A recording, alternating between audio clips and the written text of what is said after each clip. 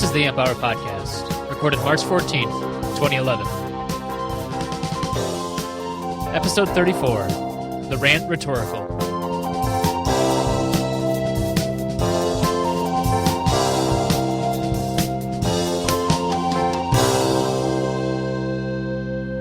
Welcome to the Amp Hour. I'm Dave Jones from the EEV blog. And I'm Chris Gamble from Chris Gamble's Analog Life. Hey Chris, how's your bench going? The bench is done. I'm on YouTube, man. I'm famous. You'll have to get one of those I'm famous on my YouTube t-shirts or something. I've never seen those. Oh, right, okay. I haven't got one. I think it's a bit, I don't know. I thought about That's funny, though. I thought about getting one when I hit like 1 million, you know. Nice, when I hit 1 million views, but you know, like with the big, like the Wilder, you know, finger, you know, the finger up. I'm famous. I've got 1 million views. Whoop-de-doo. He's famous for a little different thing, but right, okay. Yeah, that poster seems to be taking off, though. Not taking off. I think a lot of people liked it, though. I posted they definitely did. Posted on Reddit. I think like 3,000 people came by to see it, and hopefully it's printed out next to a couple benches. So. Oh, okay. I didn't know it made Reddit, and my mate Doug Ford, who's the analog guy, he just thought it was friggin' brilliant. Yeah. And he's already printed it out, laminated it. It's up there in the shed, and there was one guy on Reddit who said he wanted to print it out on a plotter, and I asked him to take a picture in front of it because just seeing it that big would be amazing. I haven't heard back from him yet, but hopefully he'll do it. Yeah, it was awesome. Right, like a big wall-size one. Yeah. That'd be awesome. One of those big A0 printers. Yeah, exactly. Oh, that'd be fantastic. That'd be a big finger. Love it. So I finally got to see you on video because I've never seen you on video before. I know. That's actually what I look like. We've only talked. Yeah, all I've been able to see is that fuzzy little image of you on your About page on the site. That's and a couple of Facebook photos, and that's about it. Really? Dave Jones is my stalker. Right. What's happening with those sideburns, dude? They're straight out of the 70s. Are they that low? I don't know. I didn't get. Yeah, well, I don't know. They seem to be. It was a bit dark. It was kind of hard to see, but I found my sideburns. Sorry, I have to watch it again. Right. Yes, that's what I look like, though. Yep. There you go. That's me. The voice was funny, actually, because it totally didn't sound like you. Only in certain... I think maybe when you were in front of the camera, it didn't sound like you at all, but when you were behind it, or you were doing a voiceover with a different mic or something... Yeah, that's what it is. I did a different... Right, okay. I actually recorded the whole thing on my phone. That's what I thought, yeah. Yeah, so not the best situation, but it's still a pretty decent phone, so... Had like 720p video, whatever. Yeah. But maybe eventually I'll get a different camera. But I don't know. I don't know if I'll keep doing videos. So that might be the one and only. Right. Don't want to tread on your territory, Dave. Content's content. It's all right. I don't mind. I thrive on competition. Yes, that's what you always say. Thrive on competition. Yes, absolutely. Well, I've got a couple of projects. Two as well. Home projects. Yes, the wife has... signed off, she who must be obeyed. Signed a triplicate. Has signed off that I'm allowed to get acoustic wall panel in for the recording studio here. Yeah. So, man, not only do I have my new shock mount mic stand and with the big, folding arm thing, I'm already ahead of you there, Chris. But I'm going to get acoustic paneling because at the moment, get rid of this stupid couch in front of me, this big... the pillow. couch cushions, yeah. We've seen pictures of that cushion before. In front of me. That's right. Yeah, I'm still using those, and it makes a hell of a difference. And the wife came in here last night, and I said, sit down and talk. And I didn't have the pillow here, and she could hear the echo in the room. You know, you didn't even have to play it back. You could just hear your own voice. Try it out. And then I stuck the pillow in front of her, and she went, wow, you know, that's fantastic. And that's good. That's anyway, good to have it tried out. Signed off on these panels, you know, the ones that just hang on the wall, and they almost look like works of art, you know, like painting kind of, you know, in those strip panels, those long... Sort of, acoustic panels, right? They're acoustic tiles? They're acoustic panels. They're like made of fabric, you know, and you can choose them in any type of colour, so she'll get to pick the colour and, you know, and apparently they work really well, so... Yeah, I used to have an old set of those. I borrowed them for my drum room back at the place I used to right. live in college. Yep. But they were all made out of fiberglass, and I scraped one on my arm, and I couldn't. Oh my god, the skin is just horrible. So don't get fiberglass if that's on your. No, I'm not. Okay. Yep. I'm getting the low allergy. You know, I think it's a polyester type fill-in or something. Gotcha. Yeah. Something like that. So I don't know whether or not to make them myself or just buy them, because I can buy them for like $60 a panel ready made, and by the time I build the frame and you know, try and figure out how to get the fabric on there tight and without it warping and then staple it all down, I don't know. I think it might be a bit too much work, so I might just buy the off-the-shelf one possibly. So well, I'll be interested to see it. That's good. Did I see you're building a wall too? I mean, am I inspiring design with with my bench? I saw John. Oh God, I said his name wrong last time. Last time I said Shuch, but it's actually Shook, I think. Shook. Oh, yeah. Sorry. Yeah, my bad.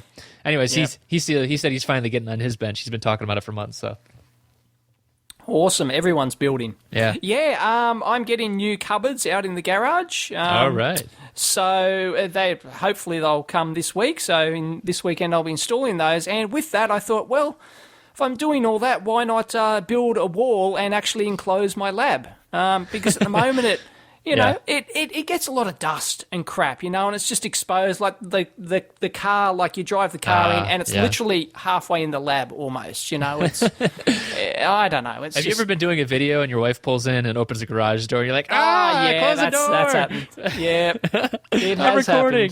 Happened. Oh man! And so I was thinking about building a wall, maybe put in some soundproof insulation in it. Fancy! But I don't know whether or not to actually fully enclose it and have like a door. There's not much room for a door, so I don't know how I'm going to do it, or you know, or whether or not to sort of do like a half a wall, which kind of just separates it, and then another wife suggestion, it was a curtain, have like a big draping curtain which sort of pulls across on a rod that sort of turns off the other half. I don't know. It might feel like I'm entering some gypsy tent or something. I don't know.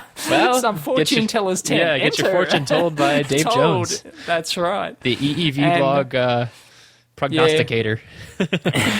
Right.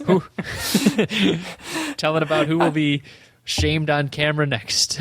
That's it. Yes. And I don't know whether or not I'll feel claustrophobic in there, because the lab is tiny. Like, it's 2.5 meters by 2.5 meters or something. Yeah. It is tiny. Yeah. If you've seen my video tour of it, lab tour, and if I put a wall up there, it's like, oh God, I don't know. But anyway, that will improve the acoustics. I can put the wall up. I can put the acoustic tiles on the wall, and I'm going to install new lighting in there. But I don't know whether or not I'll feel like I'm in, you know, someone's closet, really, rather than the lab, because it's tiny. You heard it here first, folks. Chris Gamble is inspiring others to build things. Chris Gamble is an economic driver. So, you know, I'm helping the economy by making others jealous of my bench. Even in other countries. That's right, yeah. International. I hope I don't get taxed on it. Right. So how big is your lab? Well, it's my whole basement, really. I kind of just claimed the whole thing. Right, basement. Well, how big's your basement in feet? In feet, and I could probably estimate meters. Yeah? Do it. No, that's a lie. Maybe 7 meters across. No. That's huge. Yeah. And then that's 21 feet. Yeah, that looks about right. It's like 20 by 30 probably in the basement. Right. That's huge. Yeah. I mean, there's a washing machine and a furnace and I have another workbench too that came with the house, so. Oh, right. Cool. That's a mechanical one, but yeah. Yep. What I would give for a mechanical workbench, that I could actually have a drill press on and a vise. Yeah. How novel. Wow. Yeah. You know, no. Move to America, dude. Land of the free. Yeah, I know. Free land. Well, I've got a tie of free land. It's that cheap, is it? Well, your economy's collapsed so much that it's... Well, Move to Detroit. I think they just give it to you. Detroit, it's free, right? If you can. Isn't it like that in England? Can't you get like a castle or something for next to nothing? Oh, I have no idea. Maybe listeners know. I believe you can. Anyway, I think the idea is that but you have to, they will let you buy it or they'll give it to you or something. I don't think they give it to you, but they're dirt cheap, these castles. But you have to maintain them and actually do them up. So it costs millions to actually repair them, so it's not as big a bargain as you think it is. Right, So, and then there's taxes and all the other stuff. And then there's land tax and everything else, probably. So still, that'd be pretty badass to have a castle. I've always wanted. My dream is to have a moat and a drawbridge and a lookout tower that I can just, bow and arrow and I can shoot the bastards as they come in. That's. Or even better, you could set up sentry, like crossbow sentries. Absolutely. How they have those Nerf guns. Or you could do Nerf, for when friends come over. Yeah, exactly. Just make sure you flip the right switch. That'd be so awesome. Yeah, that I've would be always really wanted great. a castle. Anyway, dream on. Maybe someday, Dave. Yep. Well, they're all castles around here. They're all 6-bedroom castles around here, around my area. I've got a tiny little 4-bedroom house, single level. Ugh.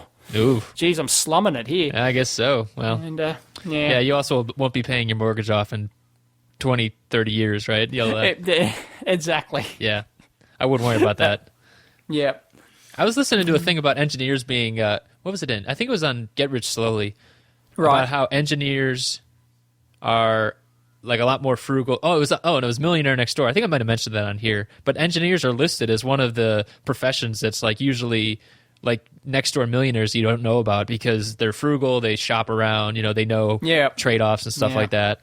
And so looking at like a 4-bedroom house, like if you can put in a lab and you can, raise a family there and do whatever you want there, it's like who needs a 6-bedroom house at that point? So, and they don't overextend either, which is a common thing here. Everyone borrows $1 million, whereas an engineer won't do that because they go, no, that's a crap load of money. That's way too much. That's non-optimized. Right. I don't like that. I'm going to, borrow $500,000 instead and live somewhere more sensible. Sensible. That's a good word for engineers. I like that. Engineers are sensible. They are. Unless they're Bob Widlar, in which case they're just awesome. Right. And then they just flip you the bird. Yeah. Stick it. I love Mexico for years at a time. Right. Dear, oh dear. Yeah. I would put up that poster, but I'm probably more of a digital guy than analog. I'm a mixed signal guy. Mixed signal guy. That's a nice cop-out, Dave. Yeah. I know. It's tough because like when you do power, right? Power is, it's technically analog, but everything's technically analog. And, of course, yeah. And actually, I heard a really interesting argument the other day. I think it was on Reddit, actually. I read the interesting argument that everything is actually digital because quantum levels. Well, yeah, I know.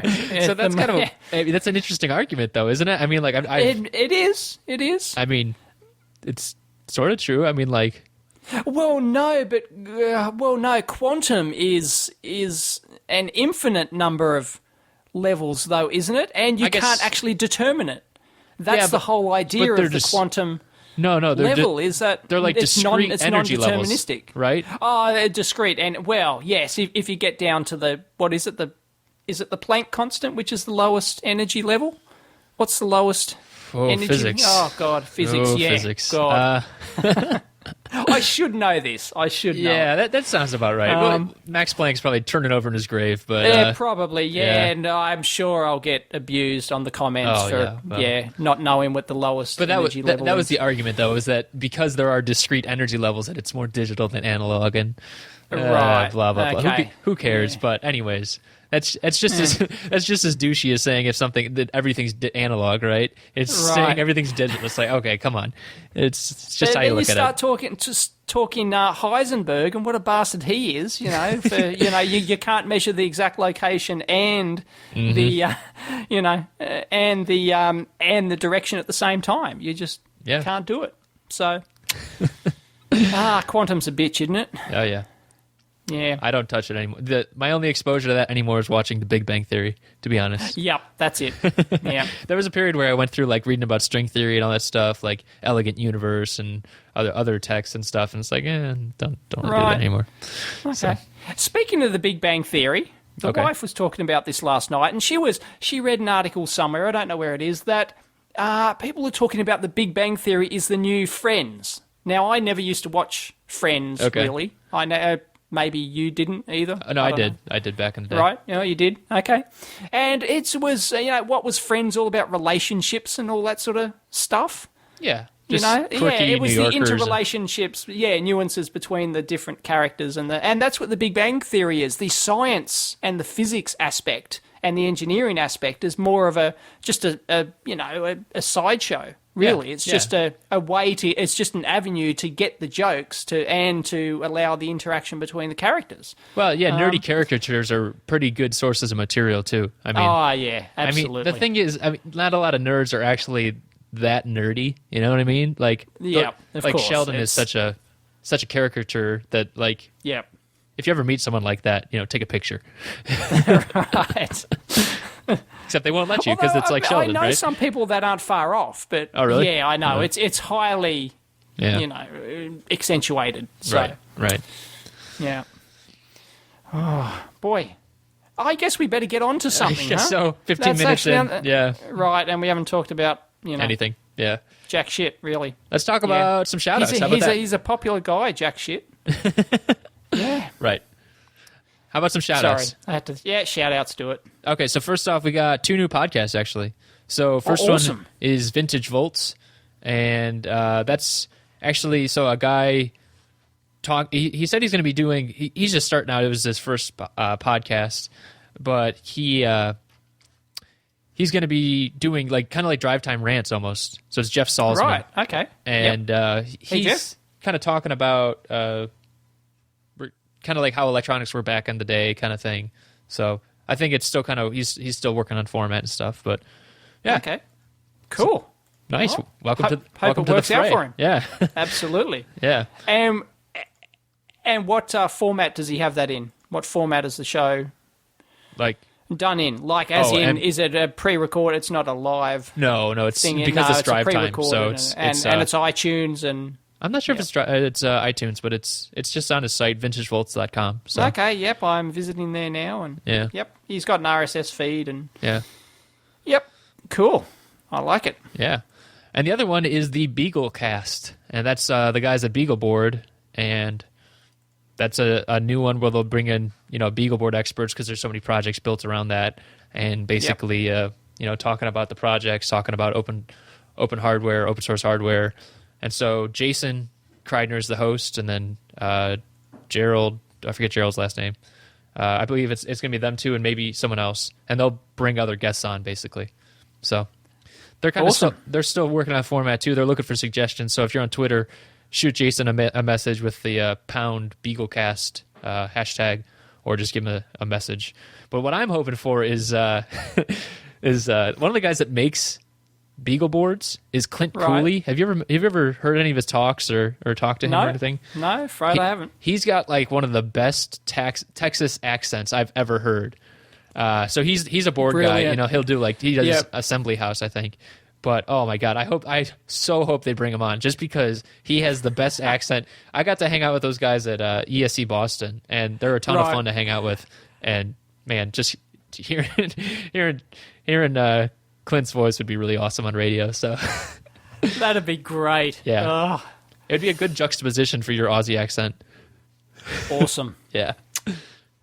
And I've got one more, actually, which is not on the list. And I just realised Savage Circuits actually have a video version. Oh, really? I don't think it's weekly, but I stumbled across it somehow. I was searching YouTube, and there it was, the Savage Circuits week. I can't remember the name, sorry. But they've got some regular video segment. That's great. And who's the guy's name? Sorry, I forget. It's Chris Savage. Chris. Yep, sorry, Chris. And he's it's like a talking head thing in front of the camera. He just stands in front, talks about news and events and stuff like that. They got some fancy animation graphics, and they got contests and all sorts of stuff. So that's a little. I don't think it's weekly. It's sort of whenever it comes out, kind of. Okay. So more of the EEV blog model. More of a. Yep. Well, I try and make it regular, but they're a bit less regular. Right. So it's okay. Yeah. And actually, it's good. Yeah, I had one last shout out. I forgot this one. So it's to Jaime, and he's actually the one that did the poster that we've been talking about. So I made a poster that was really crude and just I make circuits, bitch. But okay. I thought you were the one who modified it to add the extra. I'm glad I did that because it's a Jaime. Yep. So he's JP Whack on Twitter. So we've talked about that one's much better. Oh, so much better. The other ones. Right. Yeah, it's just great. Right. And we actually got an email back from Bob Peace about that because. I sent it over to Paul Rako, and then he's the one that posted it initially, and then he sent it to Bob, and the guy that designed the 741 as well, he wrote back too. Yep. So awesome. So good stuff. yeah, awesome. Yep. Is there like a digital version? A digital version of for those of that poster? Yeah, it's on our website. Maybe I can get a photo of me flipping the bird or something. Oh, you mean like with like the overlays? I mean, as in for digital people. You know, this one's for the analog fans, right? Oh, I think you'd have to make your own. Is there one for the microcontroller fans or the? Yeah. I don't know who maybe I can stand there with a fag hanging out of my mouth, flipping the bird, except I don't smoke. So. Right. Yeah. You'd be coughing up a storm after that, right? Right. Yeah. Nothing yet. Anyway, so that'd be cool. The market's open for that one. Excellent. All right. Maybe I can do something. Yeah. All right. So you had a rant. Let's hear it. I think so. Which one was this? Discussion about Atmel. Oh, Atmel, the bastards. Yes, Atmel. Yeah. Listen up. Buy a clue here. What was the rant? I don't know. I forget. Oh, the registering. Thank you. You're registering welcome. On their damn website. I went to download their latest AVR Studio software, right, which is cool and it's free. Yeah. But no, to download the damn thing, you've got to register on the site, and that's a pain in the ass in itself. But then when you register, it doesn't. I haven't looked into it in full details, but it looks like you have to do that, fill out the form for each different file on the website that you want to download. It's insane. It doesn't keep your details, logs you in, and then you're sweet from then on. Yeah. It appears it doesn't work like that. I meant to actually go in and check it properly, and it's been like this for ages. But so you I just haven't threw your really... hands up in disgust, and you said, but this time, because I wanted the software right now, and there's the link, and it says, it's got a little register icon next to it, and it makes you fill out this stupid form, and then they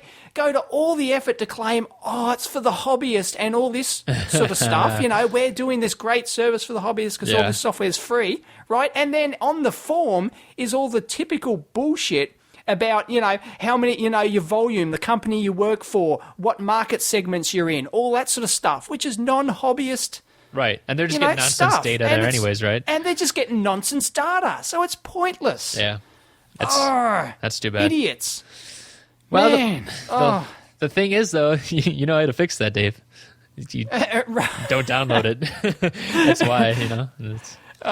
No, is to do a video rant and then send it to their CEO and, that's how you get... that's another way to do it, yep. That's another way to do it, so, maybe I'll do something on that. I don't know, but it just pisses me off, really. Yeah. I mean, especially when they're only going to get garbage data from it. Yeah. It's just pointless. It's, Yeah, I don't know. It's, part of me is sympathetic to you, but the other part just says, well, suck it up and do it because it's free software, And that is the final message, right? I mean, obviously they're wrong, but that is the final message, right? Because until they change it, you have to do that, unless you're not going to download it. Well, of course. Right. But I can still bitch about it. Oh, hell yeah. Because, and it's like it's almost, there's no common sense behind it. It's... all these decisions are made by different segments of the department. Like there'll be one department who'll go, let's advertise that we're hobbyist friendly and we're, doing it right for the hobbyist and all that sort of shit. And then they've got another, exactly. And they've got the other mob saying, we have to get all this industry data when you register, even if you're not there's no option to tick hobbyist there and just not fill in the rest of it. It's just, it's crazy. Right. Anyway, buy a clue.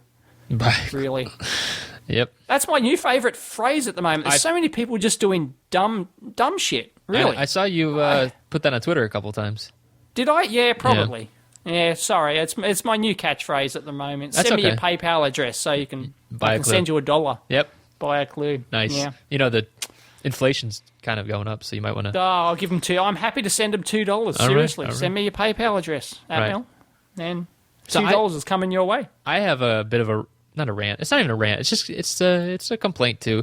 I'm just wondering why aren't more chip vendors on Twitter? Maybe they're just not seeing it yet. But I want to go and talk to someone at LT, or I want to go talk to someone at National Semi, right? And when it's just like behind a press release account where they're just kind of blasting out data sheets. Yeah. What I don't get why they're doing that. I don't. Well, because a lot of people, that's all they want, right? When you sign up to a Twitter account, that's what you might be interested in. Actually, I've had experience with this recently because I finally got my Facebook account working, the Facebook account for the blog. It's not my personal account, right? And I started cross-posting all of my tweets onto my Facebook account, right, thinking that people would want to read all my tweets and use Facebook and see what I'm talking about at the moment and interact with me both ways through Facebook instead of through Twitter, right? Because some people don't use Twitter, but they like Facebook. Okay, I'll be on Facebook too. And then I started getting complaints. I don't want to read all this shit. All I want is your blog posts. That's it. That's what I signed up to your Facebook account for. Yeah. And, well, what do you do? I think they're different formats, so that's the other problem with Facebook. Facebook's definitely a different format. Well, it's a sign-up thing where you get people's announcements, basically. You get a short... I think about how I use Facebook, right? I want an announcement that says you have a post or, here's an idea and have all the comments on it, right? If you're on Twitter and you're going back and forth with people and it keeps pulling over everything, I don't like that. I don't know. Yeah, Twitter is not Facebook's more a communications medium than... Right, it's more like a... In that case, so that's an argument for what you're talking against. So that's Twitter is actually better, not for conversations. Twitter is better for just announcing news and a one-way push medium. That's it. That's technically... I disagree with that. It's a poor two-way medium. It really is. You think it's good because you... Because I use it that way. Because you're using it to talk to people directly, but when you're talking huge companies like this, who do you want to talk to?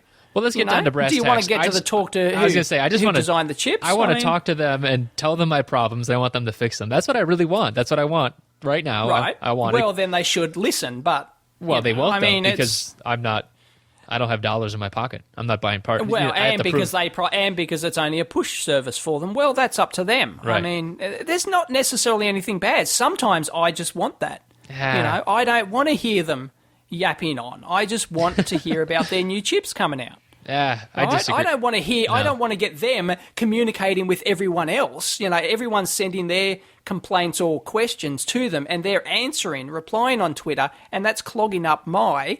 See, I think that's good, though. I think that's good because then you see... So say I go and I see that you have a problem with, chip 1234X, right? Yeah. And then I'm like, I have a problem with 1234X. I'm going to actually pay attention then. I think that's when it's good. Yeah, but it's a bandwidth problem. I mean, unless you've got all day to sit there watching Twitter like you do, you follow 1,000 people or something. I follow 1,000 people, but I don't sit there all day. I follow 50. It's different, right? So I suppose exactly. so. Yeah, that would clog up your Twitter. It depends how much information you want to be flooded with. Sometimes I just want, I like just signing up to get an announcement type thing. Whereas people I'm more intimately involved in, like yourself and Jerry and other people on Twitter, right, then, you want to see all the two-way conversation happening, but not for everyone. So Dave Jones and I are not intimately involved. No, we aren't. Apart from doing a radio show together. Right. Yeah. Just want to clear the air. Not intimately involved with Dave Jones. Or with Jerry. Oh, with Jerry, right. Well, that was you saying... intimately involved with Jerry, so whatever. Yes. Right. But we're more, we're more at the friends level, so we want to, hear what it's like on Facebook. We want to keep in touch, and we want to hear what people are talking to them about and so forth. Right. A little tight-knit sort of group, but big companies, I don't know. I mean, but I can understand your point of view. When I complain to them on Twitter, I want a response, damn it. Yeah, especially if it's something good. If I have something good to say. Exactly. But maybe they can do that and they can reply privately. Yeah. But then what's the value to them, you see? So if they're going to bother to reply, then, it's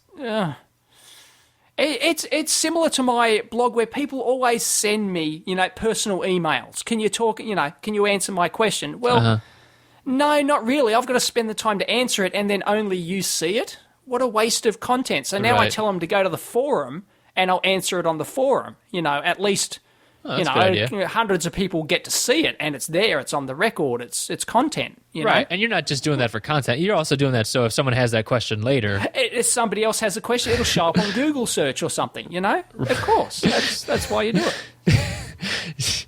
Yeah. What's so funny? You just sound like a marketer. It's like, oh, I need content. It's like, no, you're doing that so you don't have to be asked the same question twice. That's what it really comes down to, right? Well, no, and I love generating content. I love generating putting content out there. Yeah. And anyway, because I spent decades, writing people personal emails and writing letters back when, handwriting letters. I spent decades doing that. And where have they gone? Where's that information gone? It's just been pissed away. And there was so much valuable information I put out there and gave them. Man, wouldn't that be crazy if you just got all those letters back one day? Oh, yeah, that'd be... Man, that would be a time warp, wouldn't it? That'd be freaky. Yeah. You'd be like, no, I was completely wrong here. I hope you didn't use this. Right. I just want to spend my time... I just want to make my time more valuable now. When I spend the time to say something, I want more than one person to hear it now. I think you just described the human dilemma, Dave. Right. Okay, yeah. I want to help people. Everyone needs to be seen and heard. Yeah, exactly. Yeah, but that's a good way to say it, though. I think So, at least we have the medium to do it now. So that's good. Of course, everyone has the medium to do it. They do, and we first off, we love everybody for listening. Thank you for listening, people, and we want to hear about your stuff too. We want to talk about it on here. So let us know if you have a new site. Send it on in. We love hearing about it, and we want to tell others. Right. So well, that's enough crapping on about that. Yeah. Where did that come from? Jeez, there's so many non sequiturs in this show. Yeah. So many tangents. I was complaining about Twitter. Yeah. Right. Okay. Companies. Yeah, and it just got out there. Right. Yep. Okay. Companies and Twitter. Okay. So that wasn't off the mark. Yeah. Not too bad. That wasn't too much of a tangent there. Yeah. Anyway. Did you see this link I posted about instrumentation amps and EEGs and stuff like that? No, I didn't. No? It's a couple down there. Tell us all about it. So basically, there's a company that's kind of moving forward with brain control. So we've seen a lot of toys out there. I think we've shown the video on here once or twice before.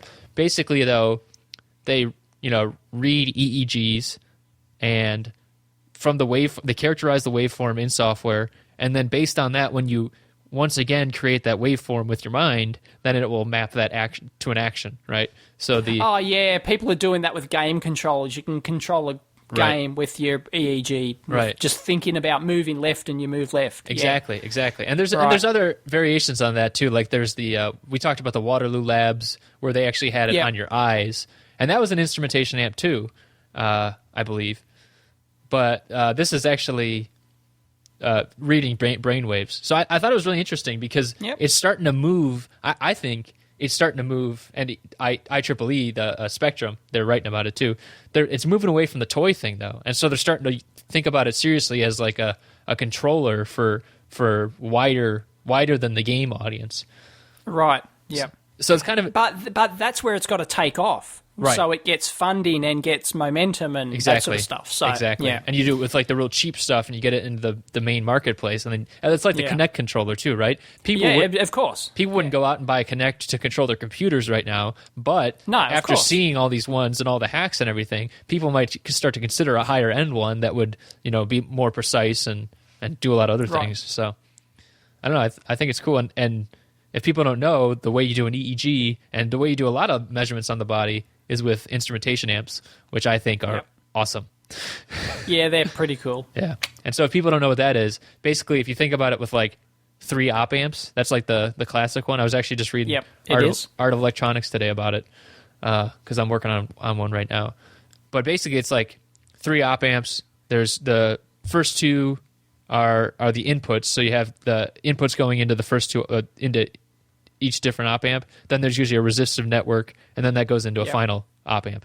And it can read really small signals on top of really large signals, like large common mode stuff, and that's really good for monitoring body processes. So I don't know. Exactly. And then you stick your sensors on your skin, and then the differential between the 2 sensors gets amplified by the instrumentation amp. Right. Yeah.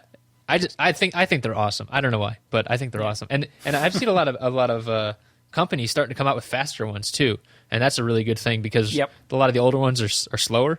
but the new ones are Well, faster. how much bandwidth do you need for brain? Oh, for brain stuff? Sensing, for brain stuff. What's the sort of bandwidth we're talking about there? I wonder. I've never looked into it. Yeah, I don't know. I know that like you can use them on like sense resistors and a lot of other things where you're monitoring stuff, and that's when you start needing a lot more bandwidth. But maybe on a human body, it would just start to create a lot of noise. So I don't know. Yeah. And if you're speaking of the classic 3 op-amp instrumentation amp, if you've never seen that, well, we can't describe it. You have to Google it. Right, but that's true. Yeah, there's 2 voltage followers on the input, and then there's a differential amplifier setup. But that relies on, you can build it with 3 op-amps and 4 resistors, but that relies on the resistors being totally matched.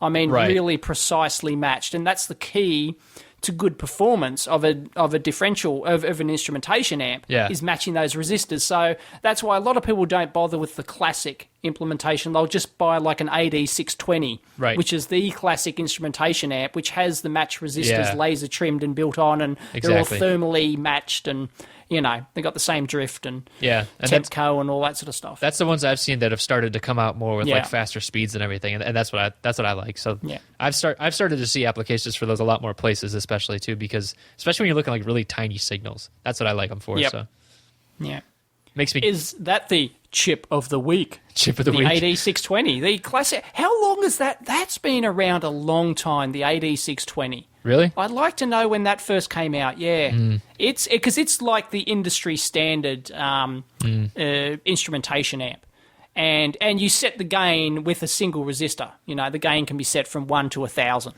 Or something like that. So that's pretty awesome. And then they've got a lower cost version, which is the AD623, I think it is, which is a more recent sort of lower spec kind of one. Because the AD620, even though it's old, it's pretty high spec. So yeah. And I was reading in Art of Electronics, they mentioned INA 111. INA is another line of them, so that's cool too.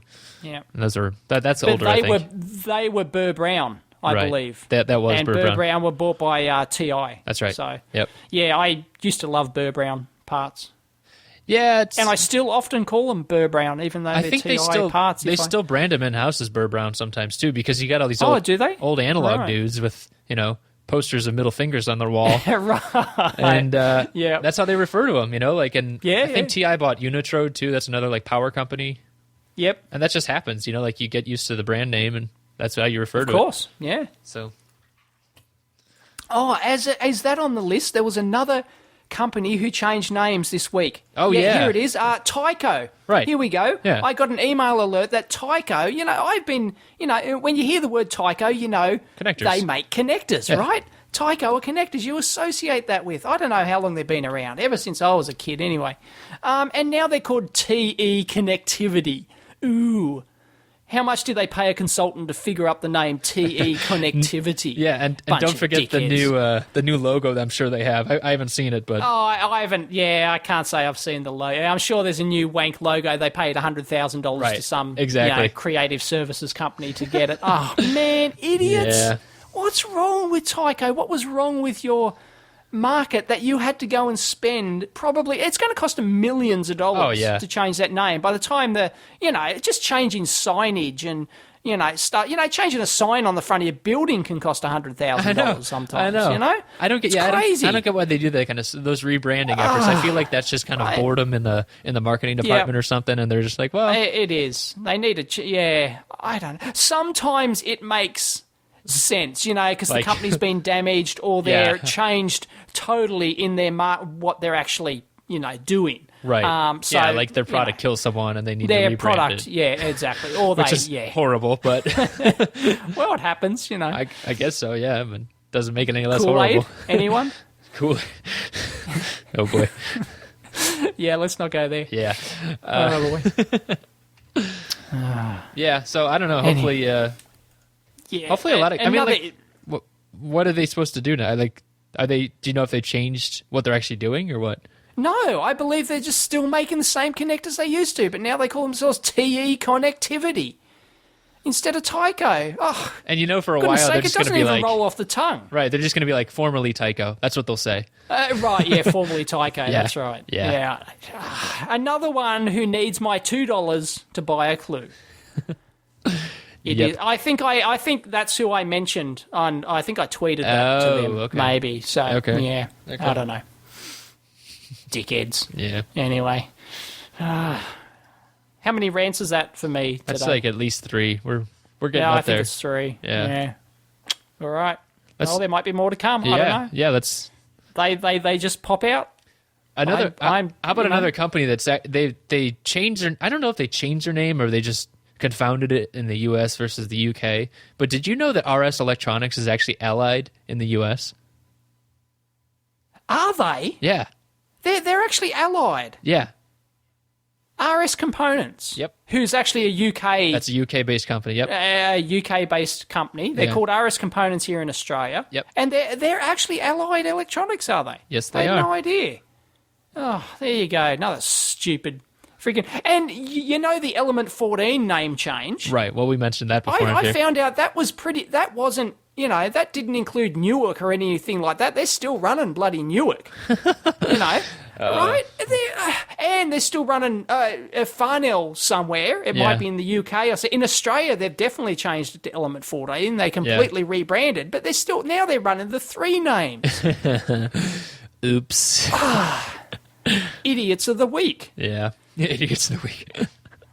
Right. Well, I wanted to talk about RS or Allied or whoever they are because of their change to their tool. So we've talked on here before about Eagle and how Eagle should be free because RS Design Spark does have a free tool. Free Eagle. Free. Yeah, we did chant like a... Free Eagle, free Eagle, free Eagle, free Eagle. Yeah. Yeah. And that worked fantastically, didn't it? Well, it did. We got their attention. They actually recognised that we were, That's shooting true. for that, and they came back with typical marketing bullshit that no, we actually know what we're doing, and you guys don't know shit. So right. Well, I got them on Twitter, so that's a good start. That's a good start for them. Yeah, but, exactly. Not free yet, but I've been trying out. They just came out with the second edition or the second Rev, I guess, of the Design Spark, and you've mentioned before that Design Spark is actually based on a different company's, or it is. They bought it wholesale from another company, right? I believe it's based on Number One Systems. Okay. I don't know where they're based. Sorry, but if you go to the Number One Systems site, it's exactly they're still running. They didn't buy them, unlike Element 14. Right, how they bought Farnells, who bought CADSoft. Eagle. CADSoft. RS Design, CADSoft. Yeah, right. Eagle. I just call them Eagle. Yeah. No one calls them CADSoft. Right. Come on. But the logo for CADSoft is an eagle, mistake. so... Right. Okay. That's an interesting story. I've got to tell this, okay? Here in Australia, okay, it was probably back in the 80s, I think, there was this carpet company. Okay, trust me, it'll tie in. Okay. Okay, it's about naming and branding and all that sort of stuff. They had these ads on TV, these really annoying ads where the guy would come, the owner of the company would come on and his son would be on there, tell us the price, son. And they would have a slogan saying, we are the little doers and you will save. That was their slogan. And then once these ads came out, they were massively popular. These annoying ads become popular, right? And people started looking in the phone book for a company called Little Doer Carpets. And they couldn't find them because they weren't called Little Doer Carpets. Oh, my God. And their catchphrase was, we are the little doers and you will save, And it was like they pounded that into you and they weren't called Little Doer Carpets. No one could find them. But they were smart enough to instantly realise that to change their name. So now they're called Little Doer Carpets. Yeah. And it was just one of those classic, they just didn't think about it. Yeah. And when they advertised something, the catchphrase caught on and people associated that. It's the same thing with the companies. Yeah. Like Eagle, you associate Eagle with the company. You don't associate CADSoft. Who's that? Right, exactly. It's like, So it's funny how much that kind of advertising too has effect on our lives because I can name one commercial that I will always remember. I grew up in Buffalo, New York. What's that? And there's one, the Diamond King, and it was this. There's this doofy looking dude. He was probably like in his 60s. He looked like he was kind of a drunk, and he was wearing this shitty crown on his head, and it would right. and it was, you could tell it was shot with like a VHS like over the shoulder camera. Brilliant. And it would just pan to him at the end. He'd be like, "I'm the king."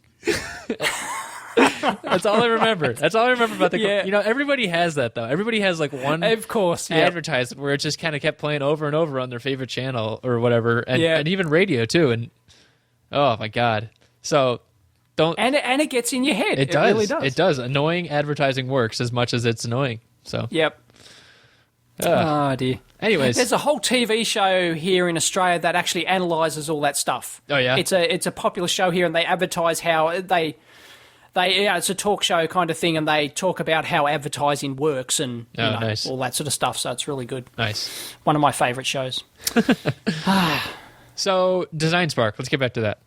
Design Spark, yes, they've brought out a new version. I haven't downloaded and played with it yet, but it is version 2, and I think their big selling point is that it now has 3D capability. That's right. Which looks pretty good. Yeah, so, yeah, it does. Yeah. And I'm not sure if all the components in the libraries have come with the 3D models yet, or actually what the deal is there. I would wonder about that. So what if you put in a new package? Is it just going to be some generic shape, or do you have to actually put in... I mean, I don't know. Usually, packages like Altium will have a generic box shape, and you just set the height of the component. And if you just set the height, then it's just a box. It'll actually render a box like a chip, based on the silk screen outline or something. Yeah, like that. It'll just render a box. But then sense. I guess the key question is how easy is it to import 3D models? Because a lot of manufacturers are going to the step format, which is a sort of an industry standard 3D model file format. So I guess it depends. And I think IGES is another format, if I'm pronouncing that correctly. File format. So, if you go to like Samtech, who's a connector manufacturer, you can go in and download all the 3D models, and they'll come in. They're only available in a couple of different formats. So, right. Yeah, I've seen really those before.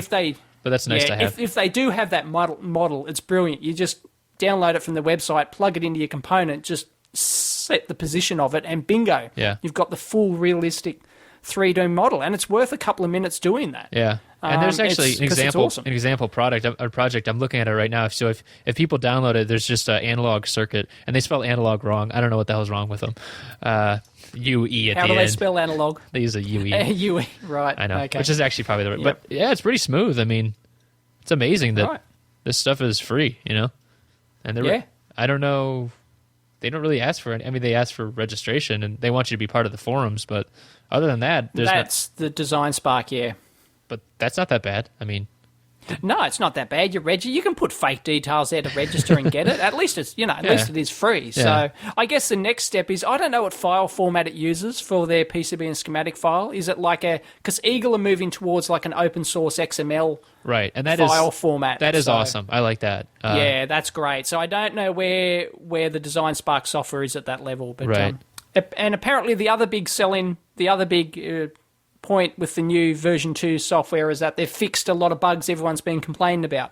Rather than add new features, they've actually gone in and tidied things up and fixed things. So that's terrific. The only thing I'm just learning it now too, and I've been trying it out because I'm not really planning on buying a license to Eagle for my home stuff yet, or at all for that matter. But the thing I haven't been able to figure out yet, I just bought these 2 monitors. You saw that in my video, but I don't know how to separate out the windows, and that's like a killer for me. If I can't separate it's like, what the hell did I get these monitors for? And that's why people have 2 monitors. That's easy. That's built into Windows. Yeah, it's built into Windows. What do you mean? Just have a video card that supports 2 monitors, and I've got a key on my notebook here. No, I know how to do that. I'm saying that you can't separate out the windows, basically. Oh, as in, the software. Yeah. Right. So if I can't open them, the software has to support it. Right. Yeah. Exactly. So if that's done, that's a deal breaker. If that's the case. Yeah. Well, my new video editing software, ULEAD Corel Video Studio X4, I just upgraded to. That's the only major new. Anyway, I bought it, and that's the only major new feature is that you can actually split the windows out to a second monitor now. Yeah. So I can have my big head in one monitor, and and all the edit timeline and everything else on the other monitor. But the actual programs have to support that. Yeah. So I'm not sure if they do. We've talked about 3D before. I'm looking at this 3D model right now, and it's cool, and we've talked about it on here before, but why do I need this again? Is it for 3D models? Exporting? It's great. Is that the real thing? I mean, like... No, it's brilliant. You can see... Well, there's two reasons. A, you can see what your component's actually going to look like, what your board's going to look like. And B, that it actually fits your holes and things like that. Your holes are in the right place. They're the right diameter. You can do DRC checking on the 3D models. Yeah, but probably not on DesignSpark. Unless you roll it into another... Onto another, like, 3D... like packaging program, not a packaging, but like unless you have a 3D mechanical model, then this is kind of worthless, right? Well, that's the whole idea, is that the manufacturers have these models available and you download them from their site and you plug them in. I mean as an output though, right? So I output a board, right? And it's all populated with these 3D parts. Okay. Unless I guess I'd have to give it to like a mechanical engineer or do it myself even. Like, is that the point? Is to have this output? Well, it depends on your package. Something like DesignSpark is only on the screen, right? You can't import a case. Well, I don't know. I might be talking out my ass here. I haven't used it. But packages like Altium Designer, you can import your case as well, and then you can insert your board in your case and make sure all the connectors fit the cutouts on the front panel, and it'll show up, it'll highlight red, if it doesn't fit. And so they actually do a DRC check on the mechanical parts as well. So I'm thinking about this as a exporting kind of thing where I think about like a DesignSpark. If I could export it and put it into like a SketchUp, right? Like I could check it like there. Yeah. Right. But you're talking about actually having other packages outside of DesignSpark actually bring models in, and then you check it internally to the board. You check it internally, but if DesignSpark doesn't have that capability built in that it can do DRCs, then yes, you'll have to export it into a 3D package that allows you to move things around and then see if it fits. So for right now, unless I could figure out how to export this, which I haven't figured out yet, but that doesn't mean a darn thing. Right. Then there's really not much value in this. This is more eye candy. But it's great eye candy because you can put up, if you haven't built your prototype yet, you can put up a photo on your website and you can go get on your thing and you can go get funding. Yeah. Here it is. Like, it's finished, but I haven't built it yet. But and you can make it look photorealistic. Please allow 6 to 8 weeks for delivery. Right, yeah. Haven't actually turned the key yet on any of them. Dave, I have a perpetual motion machine. I can show you an awesome 3D model of it. Awesome 3D model of it. Yeah. Awesome. I'll buy in now. Yeah. Where do I send my money? Buy today before everybody else does. Right. But no, you'll get used to just, having that capability. It's awesome. Actually, one of the key benefits for me for 3D is not necessarily the components. Like, there's a lot of times I'll just turn the components off and I just want to see my bare board. So I can see like the solder mask expansion. I can see exactly what the silk screen is going to look like. Is it overlaying pads? Is it, all that sort of stuff. So yeah, that's better than when it calls out DesignSpark. That's better than when it just calls out like where it's actually overlaying. That's kind of annoying. Yeah, because otherwise, if you're working in 2D mode, you've got to get your colors right on your different layers and set the transparencies and everything else to sort of, to get it to look photorealistic. But the key with the 3D modes is that it looks photorealistic, so you can see what your bare board's going to look like, and that stops it stops mistakes on your board and respins and things like that. So it does save you a lot of time and effort. Well, that's pretty cool. It really does. Yeah, it's awesome. So what else is new on this thing? So you can component edit. It's the thing that actually caught my eye about this, and definitely a big shout out to DesignSpark about this, is the fact that this is feedback from users. So that alone, like the fact that they're advertising that, CADSoft could just as easily be doing this, or other board packages could just as easily be doing this. But that's what caught my eye, was the fact that, hey, reroll these changes back in. If you need more stuff, let us know. You might have to wait to the next rev, but that's that's at least a soft +1 for me. So right, absolutely. Yeah. So go and check it out. Yeah, definitely. Can't beat free. Hey, we should have asked them for some sponsorship money. There you go. We talked about them too much. Oh yeah. Oh well. We'll, not to worry. We'll get free software for now. Hey, send us a copy for free. Yeah. Awesome. Great. I think we've got a couple of minutes left. 5 minutes left. What to put on here? There's so much, so little time. Yeah. I saw another article on IEEE. They've had some good stuff lately. But I don't want to talk about that. I found something else. All right, so do it. It's actually related to PCB. That's why.